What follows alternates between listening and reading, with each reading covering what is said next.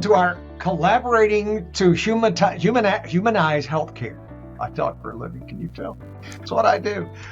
It's a summit. This is such a needed industry, one that tens of millions of people are going to need as we live longer and better. But it's also a misunderstood industry, and in my opinion, a disrespected industry. That's my opinion. And the folks who are here with me today will tell you the last 2 years have been a challenge. Everyone can attest to that. And this, what we're doing today, is a unique experience. In some ways, everybody here is a competitor. But I've learned what I did, I'll share my own journey, what I do, very few people do. And I used to look at anybody and everybody as my competitor. And then with maturity, I started realizing they were resources. There were people who only understood what I faced. They understood it uniquely because they faced it. And we could collaborate and talk about things that, oh, has this happened? Or do this, don't do that. Don't ever talk to this person. Duh. So that's what we're trying to do here. We want to provide a safe space where people can come in and talk and share and compare, knowing what the industry is really like with each other. So that's what we're here today, and we've got a bunch of people, and I would like to ask for you to start to introduce yourself. Vanessa, if you would start. Sure. So hello everyone. So my name is Vanessa Valerio, and I am one of the co-founders of Care Indeed, and we have been in the industry for almost 16 years. And super happy to just get to know everyone. I've worked with all of you and really build a really strong relationship with all of you. So I'm super happy with this collaboration. Thank you. All right. Up next, Jim. All right. Hi, everybody. My name is Jim Kimzey. I'm the co-founder and CEO of Full Bloom Memory Care, and I've been in the home care industry for about 16 years. All right. Audrey, could you introduce yourself? Sure. Hi, I'm Audrey, Vermont. I'm a geriatric care manager of a very many years, but decided to trickle into the caregiving industry because I come from agencies that I have worked for before and kind of gone up through the ranks all the way to almost the corporate level and decided that there's got to be something better and there's got to be other solutions for these folks. And so my husband and I co-founded Exceptional Care 6 years ago and then obtained our home care license about a year ago. So we're happy to be here. Thank you. Amri, it's good to have you here. Could you share your story of the last 5 years? Thank you so much. So my husband and I own is a franchise by the name of Right at Home. We serve is the Peninsula area, and we've been doing it for the last 5 years. We're empty nesters, and our business has truly become our third baby, just nurturing it and growing it, and almost like teaching it and letting it teach us as well. And it's been a tremendously meaningful experience. And I feel the learning hasn't stopped. It continues to go. And being meeting incredible partners has really been a privilege as we continue to grow. Thank you. Speaking of busy, this person has been so busy. I'm just so glad we're able to squeeze her in, and even now trying to put out fires. Evelyn, how are you? Could you I'm talk good. about what's going on? Introduce I'm yourself, good, thanks. Hi, my name is Evelyn Subido, and I am one of the co-founders of Soleil Hospice. We've been in operations for almost 3 years, but of course, prior to that, it takes a couple of years before you can get your hospice license. I've been in the business in hospice for almost 20 years. That's it. Wow. Molly, haven't forgotten you. My name is Molly Johnson. My partner Jason Lando and I own FirstLight Home Care. It's a franchise, so we have offices here in the Silicon Valley and Tri Valley. FirstLight has about 300 locations nationwide. Similar to Amri, she has her own kids. I don't have my own kids, so I can't say I'm empty nesters. But I always tell people I have 250 wonderful children in my caregivers, like having your own kids. So thank you so much.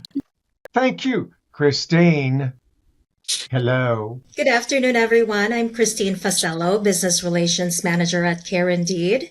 I've been with Care Indeed for 7 years now, turning 8 next year. I was an aspiring nurse, but kids happened and it happened one right after the other. So I chose to raise my family and stay with my kids growing up. And here I am now. And I'll have to be honest, the last one is an old friend of mine, Nickell Melo. How are you, my dear? I'm good. Thank you. Thank you so much for having me today. So I am the owner of Oasis Senior Advisors in Greater San Jose, and I am in the tech. I've been in tech for 35 years, and I made a transition about 3 or 4 years ago to really find more about my purpose and passion. And we had a scare with my mom, who's 84, doing well now. She lives in Idaho, and I just felt like I needed to be better equipped on how to help my mom, but just in general, seniors. We also have aging in-laws. And so I said, you know what, I'm just going to take a leap of faith and go try something different. So now I'm a senior living advisor and I love it. And I love working with all of you. I see very familiar faces today. And I'm also an empty nester. So finally, in a good way, like a good and a bad. There's like the pros and the cons to it, but yeah, it's good. And just for the record, I have teenagers. If you're watching the video of this and you're going, that guy has teenagers, this is the face of optimism. That's what this is right here. Yeah, grandkids. 4. Wow. I'm supposed to, right? I'm supposed to. I'm on the wrong train is what I'm on. I want to ask each of you a question, and I'll ask a couple of you the same question simply because I just think it's interesting. And Vanessa, because I've known you and I've known a little of your story, I would like you to share, how did you get into this? How did you get into the world of healthcare? And then when did you make the realization that it was no longer a job, but it's what you did? I think I've shared this over and over again that, I was the late bloomer of the family. Like when I first moved here from the Philippines, I seriously did not know what I wanted in life. And that's a fact. Like I was lost and I was just like, what's next for me? And caregiving was the first profession that allowed me to it opened a lot of opportunities for me. And I felt that all the clients that I've served while I was a caregiver, they said, you're a natural caregiver. And for me, after praying ardently every day, asking like, okay, what's next for me? I finally realized through the probing of my brother, he said, why don't you want to be a nurse? Why don't you take up nursing here? And that really started everything. And then I shared with everyone as well that Dee has been a catalyst of why I'm in here as a business owner, because she is one of the most fearless risk taker I've ever met in my entire life, which we are super opposite. I love, being in a safe, no risk at all environment. And she enjoys risk. She enjoys challenges, problem solving. And she is truly one of the reasons why I'm in this position, why I'm here at Care Indeed. And I've shared this again that for almost a year and a half when we started Care Indeed in 2010, that I used to go to Nativity Church in Menlo Park every night, crying, asking God whether I am fulfilling somebody else's dream or mine. And a year and a half later, when caregiver just, referring other caregivers, client referring other clients, their neighbors, and, I felt super trusted by the caregivers and the clients. I felt like maybe this is it. Maybe this is, even though I have a lot of questions about myself, maybe this is really it for me. And that's when I started just being accepting of my faith, being accepting that maybe this industry is where I truly belong. So that's pretty much how I started in this career. And for a different way of doing it, Audrey, I'm gonna ask you, because you went the different way. I mean, you did the nursing routine. You went all the way through it. How did that start to where you are now? Well, this is a really interesting story, but the first experience I ever had with a caregiving environment, I was in junior high school, and I had the opportunity to volunteer for a nursing home still in Sunnyvale. I went to Cupertino Junior High, so I was able to get a little bit of credit for going off campus. Woohoo, I love that. To go into a nursing home and paint fingernails of elderly women. And I absolutely fell in love with it. Not just because it helped me with the little painting techniques, but listening to these women's stories and feeling the reciprocation of my nurturing. Just doing something very simple. Being so young, it was like it opened my eyes to another world. It also made me quite sad seeing this type of environment with these older folks, and it just really lit a passion in me in terms of what I was going to do growing up. And sure, I had the typical jobs of, the pizza parlor here, retail here, and I just couldn't really find anything that really satisfied me. And I was really drawn back living in a home where my mom was a single mom and I had two other siblings. Education became very important to me. And once I finished high school, I decided to take on a CNA course. At the same nursing home that I volunteered for, I ended up getting my CNA. And so I became a caregiver. And it was a long journey and it was really tough work.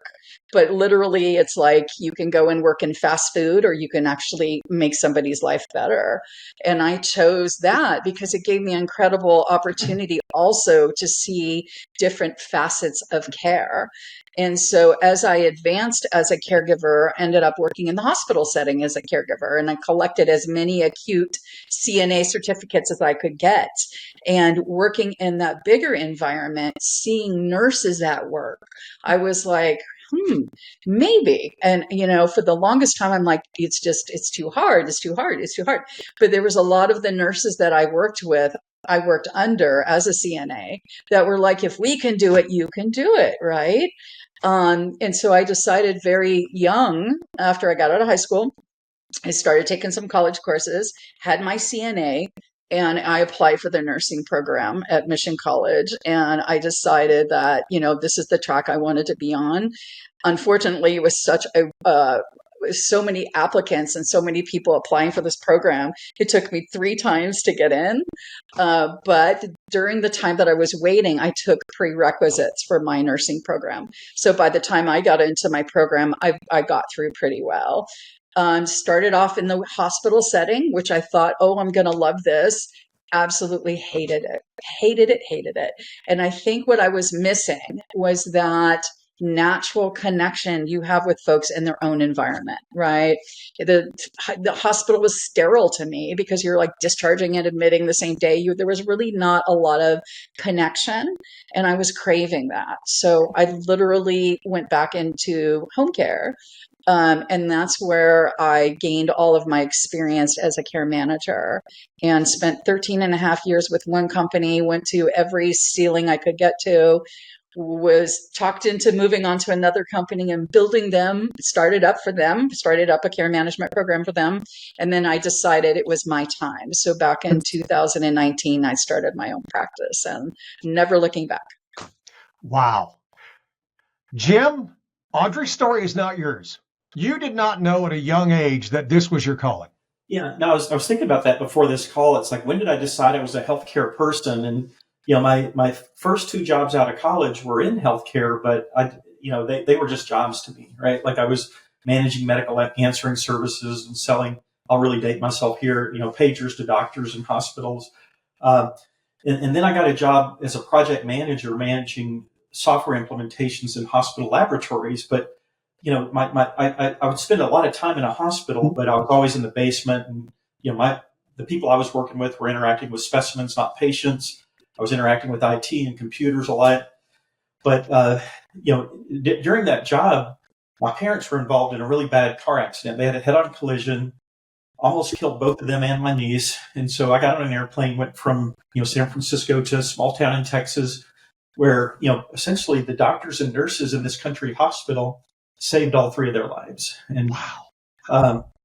but the kind of the transformation for me was, I was, my dad's in ICU. My mom finally got out of ICU, and I'm just hanging out with her for like all day long, for like 2 weeks.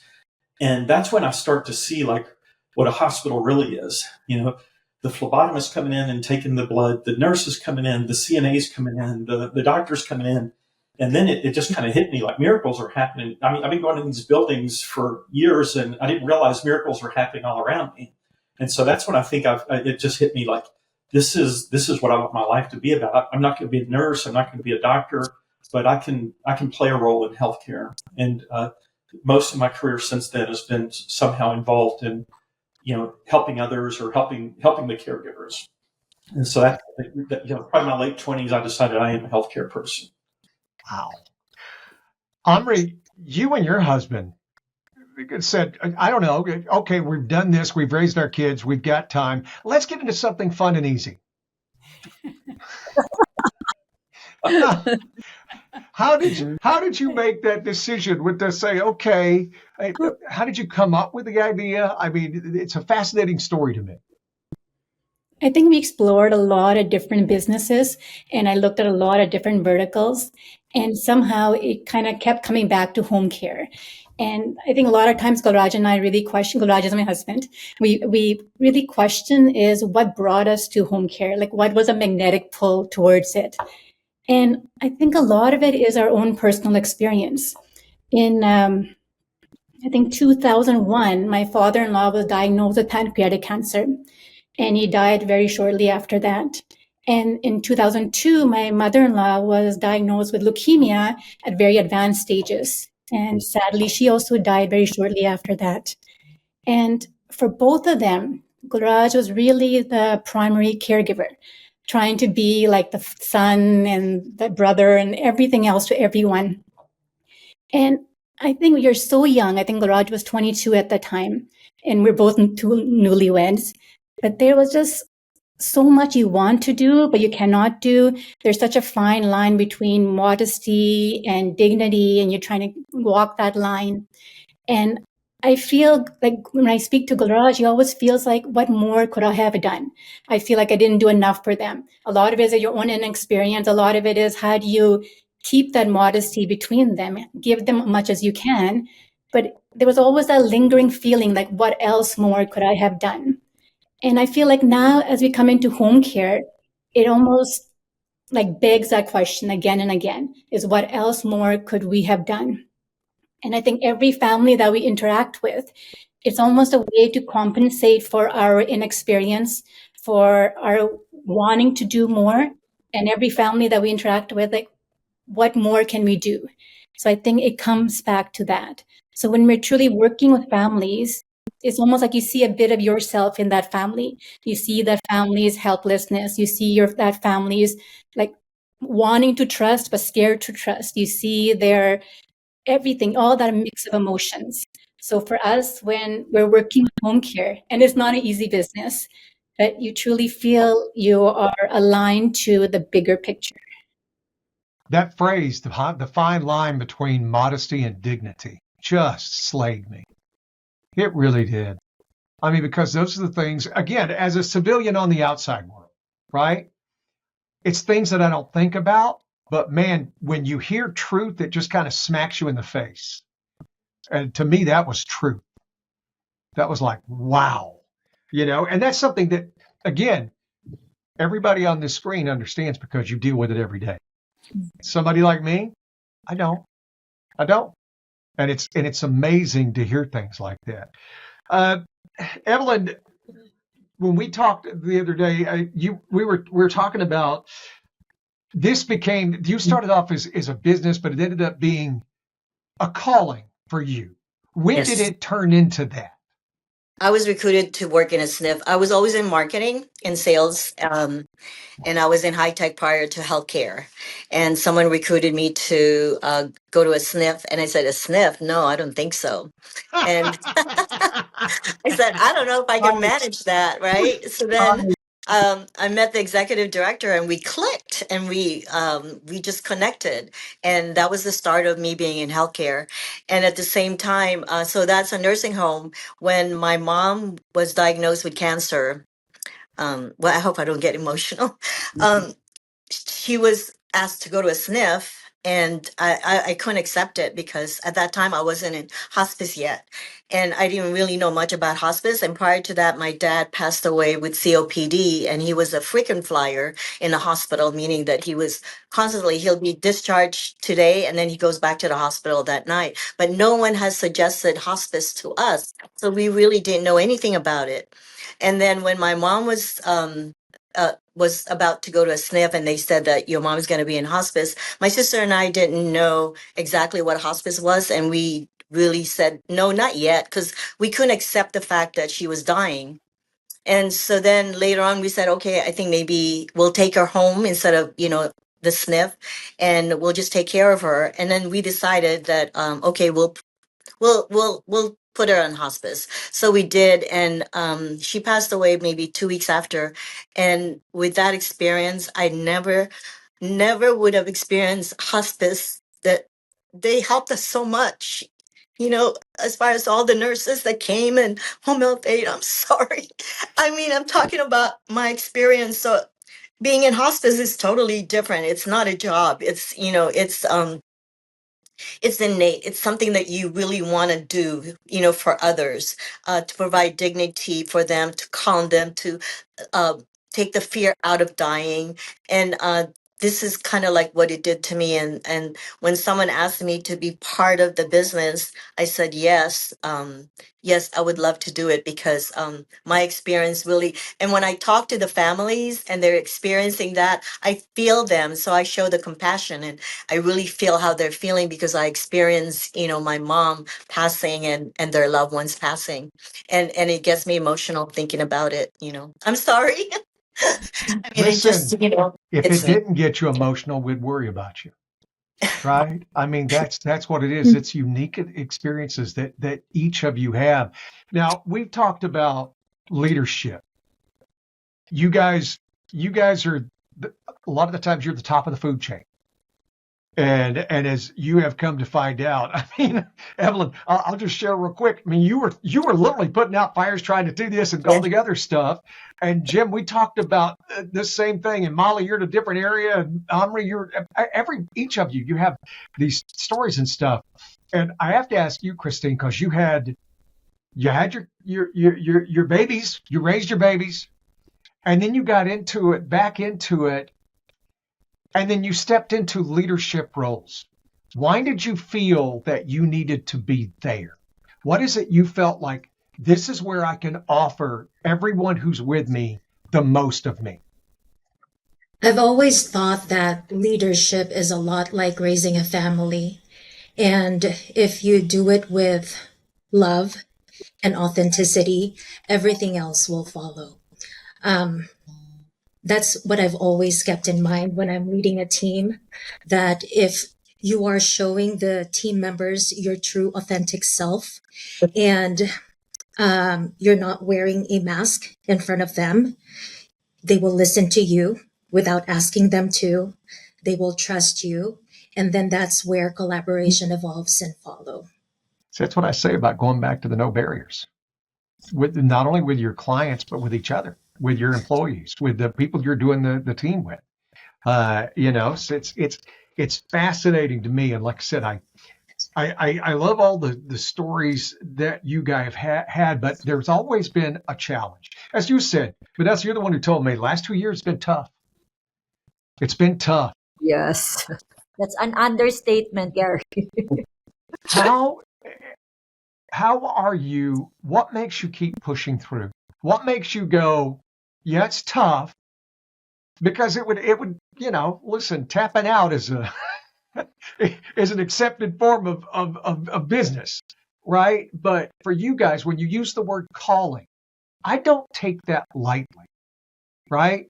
What I do for a living is what I do, but it's not my calling. When you guys who put so much on the line, and there's no free, in my opinion, either. When you sit back, and the reason, when you have 2 months after only being a caregiver for 2 months, and they thank you at the end, is because the time and everything you have put in, right? So you guys put in the time, and you put in the commitment, and you put in the vulnerability. How do you, when those days you hit the wall and I got nothing left to give, how do you remember what it is you're trying to do? So I've been I'm an open book. And sometimes they will tell me, don't be too open book for people. I think for me, I find being open as part of my healing. I feel like, there's so much healing I need to go through in my life. And I feel Care Indeed has been one of those catalysts as well to heal me as a human being. The last 2 years were really tough. Personally, in my leadership, I lost quite a few people that I truly love, not just, as employees, but people I truly love outside of the company. And that really destabilized me. That really destabilized me for a year. I remember 2024. And I think Audrey was there present during our Christmas. No, it was our 14th year and the 15th year anniversary. And I was looking back, Audrey, that at that moment I was still hurting. There's still pain I needed to resolve, and I was unable to. I felt that was the space where I felt I needed to share. But I was still healing at that time. And the question, Gary, you're asking, like, how did I do it? How did I manage? I've always been a believer. I've always have my faith. And, I always like say, God help me, all those things, right? In everything I do, God help me. But 2024, and I can now say it, now I can say it. But at that time, I felt like God left me. I felt like, I just did not know what else I can do. I felt I was doing the right thing every day. And there's just so much external forces that I'm unable to control. And I just felt so lost.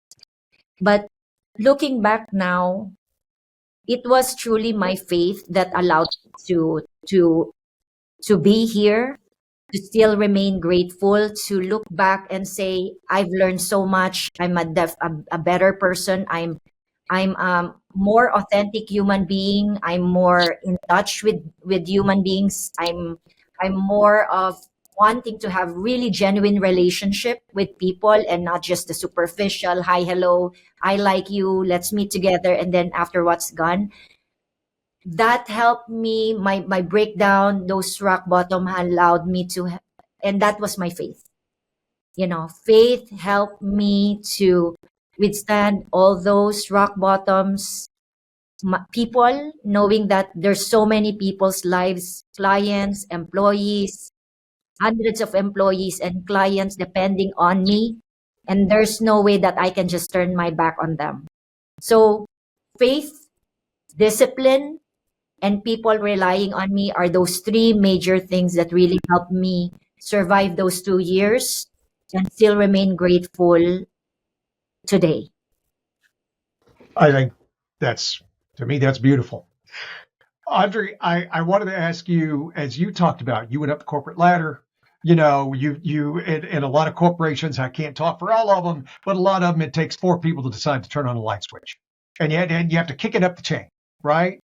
And it seems, and what I took away from some of your story is that you wanted to get back to a quick decision one-on-one, let's get here.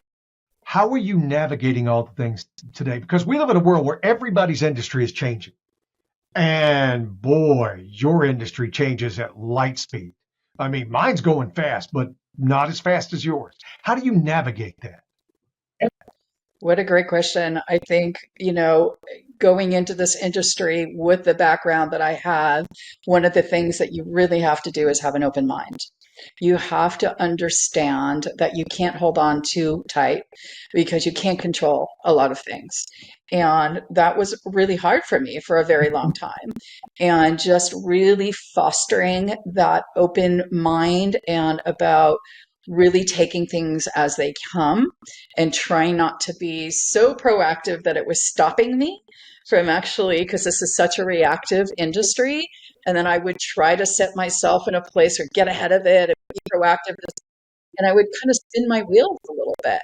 And so I just really had to collect myself, recharge, and really gain the clarity through having that open mind and understanding that you cannot control these things.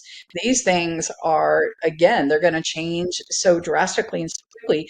You have to be prepared to duck and weave, and you have to be prepared to take that step back and really look at the situation and understand perspectives. And then showing up for people. You've got to be there. You've got to honor your commitment. I've gone out the door in half pajamas, hair up, and going to cover a shift in the middle of the night because my caregiver is sick, because it's the right thing to do, and to make sure that that person is whole. And there's so many pitfalls you can fall into. Me being probably newbie in the block here, in the sense of, now this is my baby. Now I'm owning this. That ownership is super important to me, because again, I totally believe in autonomy, and that's how I lead. That's how I take that refreshing stance, in the sense of, this is what people are able to do, and I'm not going to layer complexities on them and expect them to perform at a certain level. So that open-mindedness really helped me kind of get through that. Evelyn, I'm fascinated by the fact that you were in marketing, as you said. Yes. Mm-hmm.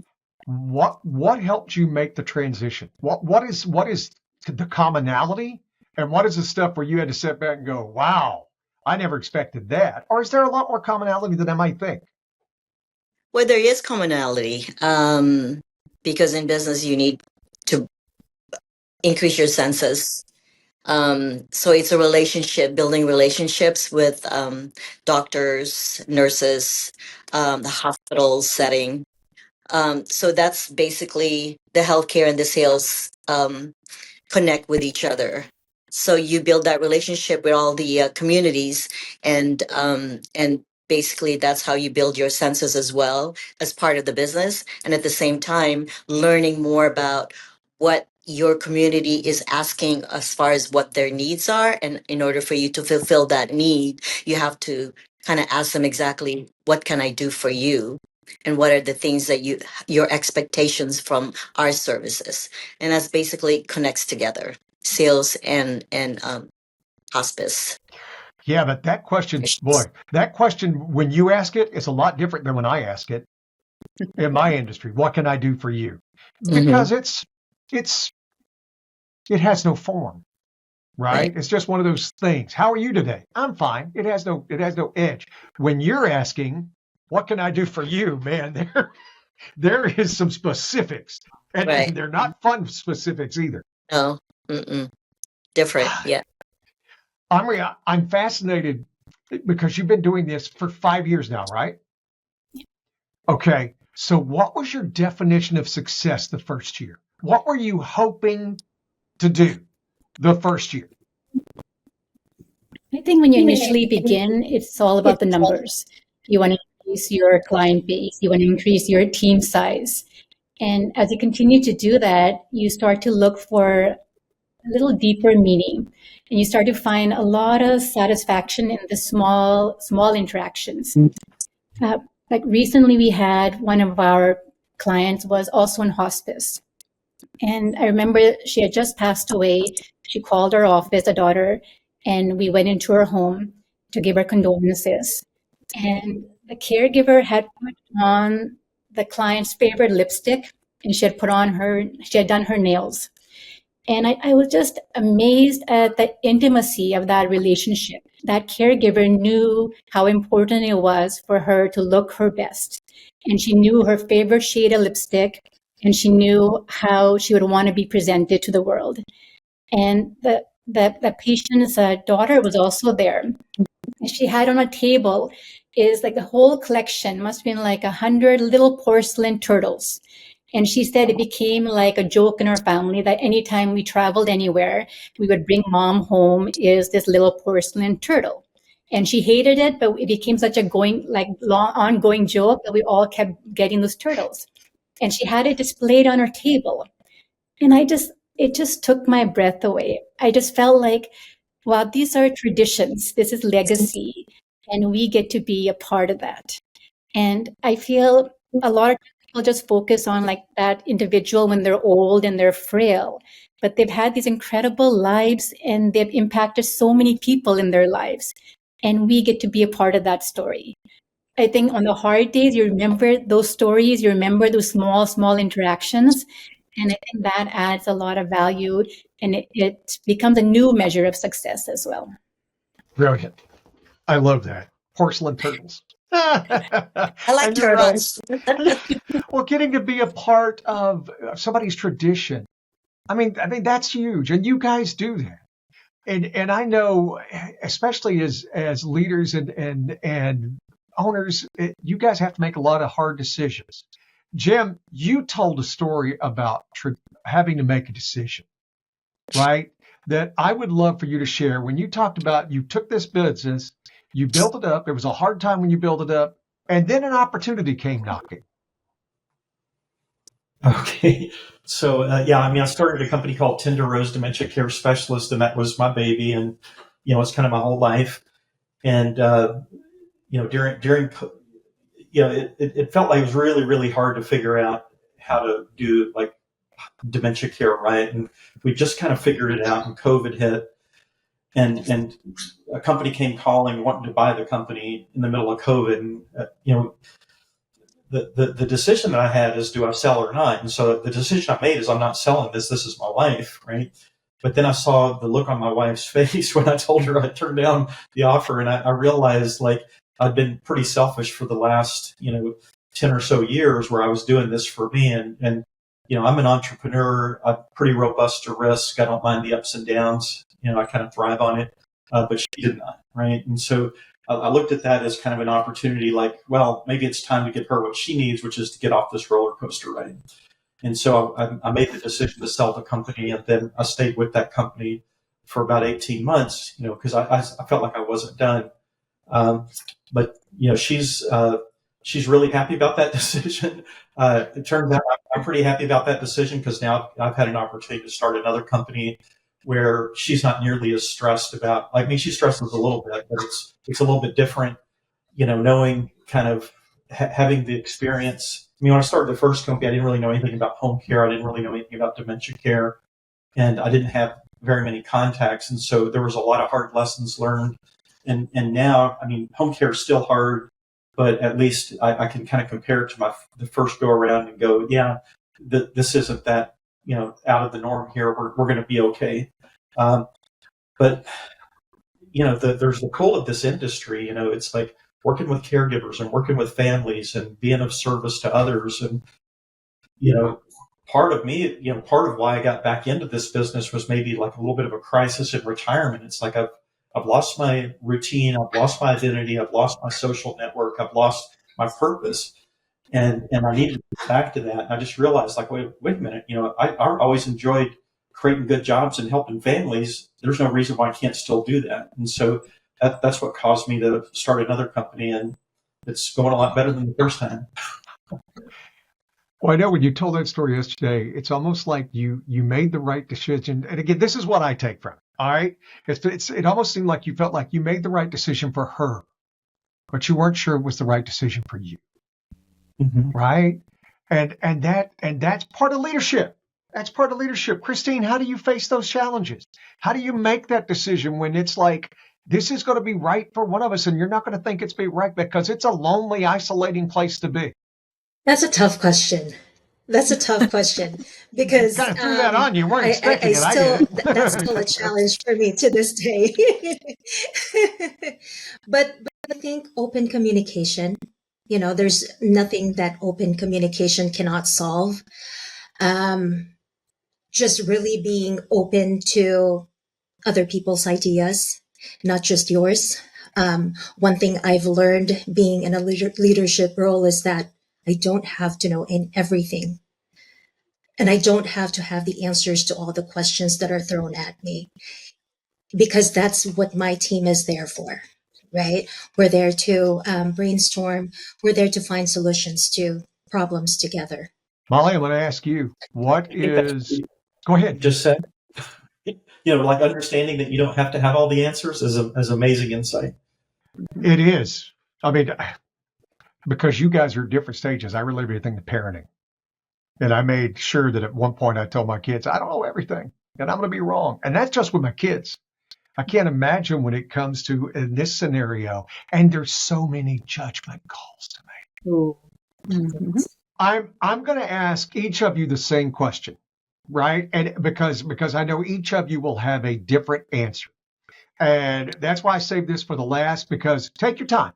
If you want it to be 10 seconds, if you want it to be 4 minutes, whatever, take your time. And Vanessa, I'll start with you. What piece of advice would you give your younger self? If you could go back to 18-year-old Vanessa, Mhm. what piece of advice would you give you? One of the things that I've struggled for such a long time, I still struggle it with up to this point, is sometimes my self confidence and self worth. Do I really belong here? Am I good enough? Right. And one thing I can honestly say is to trust the process. Looking back at my life, I've questioned a lot of why am I here? Why am I just a caregiver at that time when I was in Los Angeles? Why do I have to struggle? Why all those whys, right? And what I realize is every whys and every struggle that I have faced in the last 48 years of my life was really like just a puzzle piece of putting in such a like amazing way on how life is has taken me to where I needed to be, the kind of person I want to be, the more confident in what I say and when I have to speak my voice, to be stronger and to be more confident that nothing is impossible if I just work hard, I'm disciplined, and I trust in God. So for me, trusting the process is one of the things that I think I will tell my 18-year-old self, that Vanessa, trust the process. Everything will be all right. You're gonna be fine. Don't give up. It will be all right. Amri, I'm going to get in the time machine and only go back 6 years. All right. So 6 years ago, if you could sit back and go back and say, hey, here's what you need to know. I think just like Vanessa's thing, my faith has always been a very big part of who I am.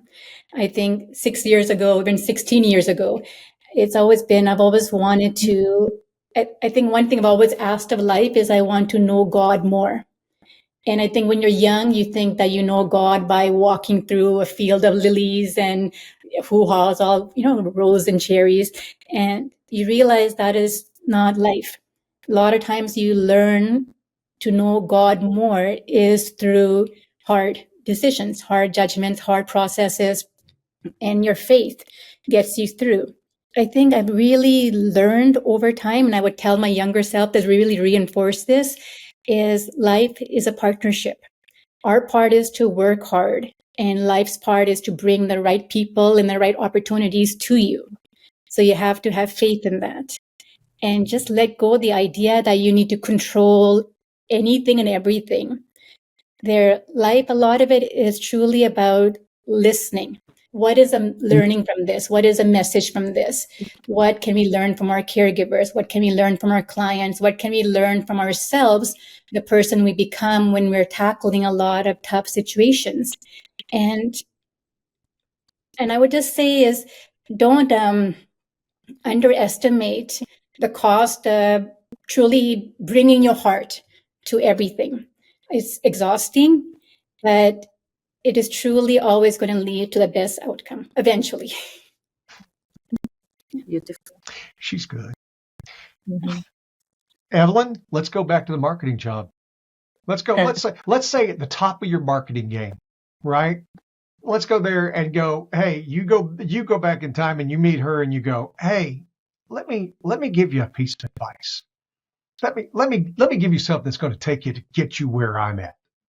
At 18, wanted to party with fake IDs, going to clubs, right?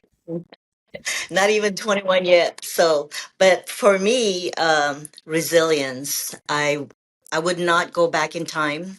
I love where I'm at this point in my life, because of my past experiences that I encountered. I'm saying resilience because I went through a lot of changes in my life. I became a single mom with two little kids. I strive to make a a home for my kids, to make sure that they're taken care of no matter what's going on. The hardship I went through, I didn't have a toilet paper. I had to go to my mom and dad to ask for it. But I wanted to survive and do it all on my own. And that's what I'm doing right now. And I would not go back. What I would tell myself is the reason I became successful as well when I was with Vitas in leadership, it's because I tried my very best and worked hard, and consistency and resilience is what I would tell my young self, not partying where I was at that point in time. I could, So, it was I, fun. It was fun, I could, because I that's could all I picture did. you in my mind, Evelyn, all dressed up, ready to go, just ready Yes, we would to. get, they called me at 10 o'clock, let's go out and party. Okay, let's go. Oh my God! You call me at 10 o'clock, you're getting a hang-up signal. That's what Oh, you're not getting. now, no. I'm in bed watching Netflix or something. Audrey, okay. So this was an early decision for you, right? So I'm not going to go back to 17. I'm going to go back to, let's say, your 12th year in nursing. You're right in the middle of it. You're right in the middle of everything, and you're still got a lot of growing left to do. You're, as you said, I'm going to every ceiling they got. I'm going to hit every ceiling they got. So what would you tell that person, not to change the direction, but just to help them through the challenges? I think probably what's most compelling for me is taking a position, right? Holding my opinion, understanding other person's perspective, but owning my creativity, owning my decisions, owning that place where I'm not going to let somebody else kind of change my thinking, and staying true to myself. All right. And which is really hard when you're coming into an industry that really wants to mold you, right? You punch the clock, you go in, you take your assignment, you fulfill the assignment, you punch out, you go home. For me, there needed to be more than that. And there needed to be that autonomy that I was really wanting to see early on in my nursing career. And I wasn't getting that autonomy in that hospital setting. I was getting more of come in, punch the clock, fulfill the assignment, do your documentation, clock out, go home.